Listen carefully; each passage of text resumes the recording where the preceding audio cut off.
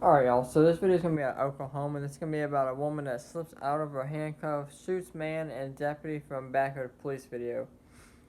Now, obviously, I'm not going to show that video because YouTube would take it down, obviously. But if y'all want to watch it, Fox News has a video of it on their page. That's the only place I know that does show the video of it, alright? Now, before I get into it, a lot of people are asking, why weren't handcuffs tight? So, usually it's up to the officer's discretion on how they want to put handcuffs. Some officers do one finger get through, some do two. Alright?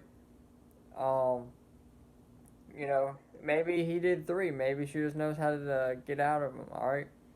But, you can see obviously, she's in the handcuffs. She just took it, from around her back. Now, to me, the bigger issue here is, why is your AR-15 not locked up? She easily got this AR-15, alright? It should be locked up. And it wasn't loaded. She easily got ammunition. So why was your ammunition not locked up? Alright? Because, if this was a parent that had a kid, alright, and the kid got a hold of the AR-15, shot two people, that parent's probably going to go to jail. Alright? So, honestly, the same thing should go for this officer. And you can claim that, in the case of an active shooter or a school shooting or whatever the case may be, you need to be able to get to your weapons quickly. And while that is true, you keep a key on you. Alright, the same key that you use to get into that patrol vehicle, you keep that key on that same key ring. And you unlock it, you load it up. Alright? Some officers even keep the weapons in their trunk and then they get them out as they need them, if they need them, alright? So, again, to me the bigger issue here is, why was your AR-15 not locked up? And why was your ammunition locked up? Why was she so easily to get to it? That to me is the bigger question, alright? Now, going into what happened, alright, the Grady Sheriff's Office sponsored a wellness check at a home in Blanchard just before noon on August 12th. Deputies took a woman into custody. Now, it's unclear what she was taken into custody for, whether it was her well-being. In the body cam, you can hear him saying she wouldn't take water or anything like that.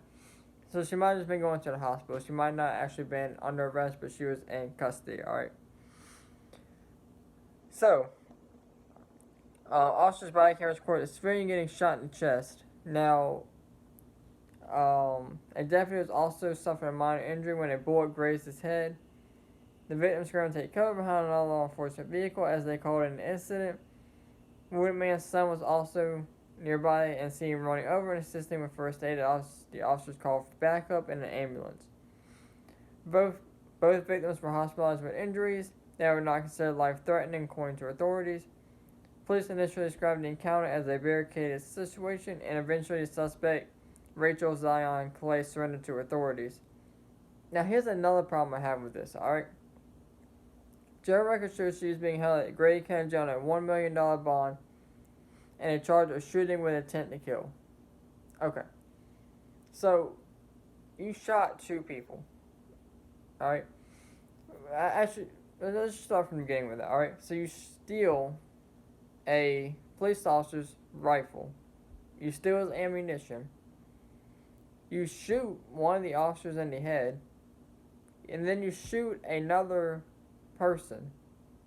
And you get $1 million bond. You shot two people and stole a cop's gun and ammunition. And you get $1 million bond. Now, I've had this conversation with numerous people, alright? Well, she don't have $1 million. She don't have... Okay, first of all, we don't know who she knows. You don't know if she has $1 million or not. She could have won the lottery. She could have been saving money for years and years and years.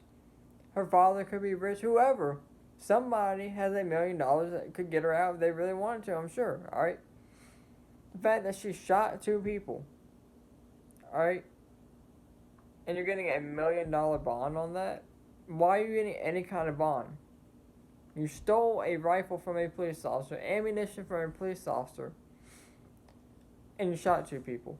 Why are you getting any kind of bond on that? That's what I'm not understanding. Like, there's so much wrong with the story. First of all, the cops should have had this stuff locked up, and 2 people wouldn't have been shot. Number one, all right. But number two, that happened. All right, it was not. You can't go back and fix that. But you shoot 2 people and you get $1 million bond. Why? Why? What is the thought process of giving her $1 million bond after shooting 2 people? What if she gets the $1 million bond? What if she gets it? All right. But with that being said, let me know what you guys think down in the comments below. As always, thank y'all for watching, and y'all stay safe, fella.